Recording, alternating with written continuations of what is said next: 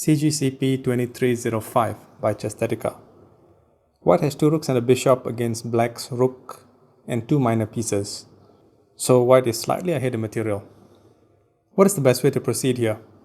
How about bishop to d5, forking the king and the rook? Well, then the king will move to a3, the only move. And now if bishop captures rook, perhaps knight to c5, bishop to d5, if bishop to e3, then rook to c3 check. If bishop to f2, then we have the same rook to c3 check, knight to b3 cross check, no choice there.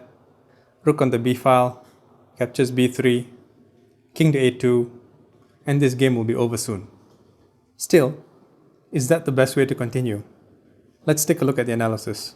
Okay, so there's only one forced mate in 5. And we were right about the key move, which is bishop to d5, check. But after king to a3, capturing the rook would be a mistake. What white needs to do here is simply play rook to b3 check.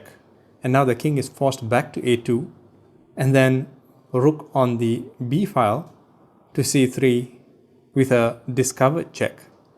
Now this gives a flight square to the king on b2 while guarding the a3 square.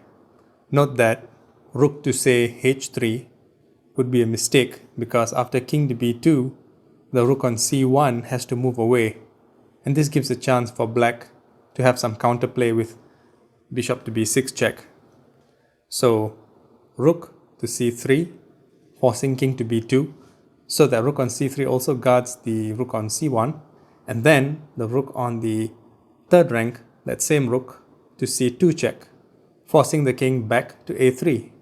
And now white checkmates with rook to a2. Not a single piece captured, and the only forced mate from the initial position. Thanks for watching.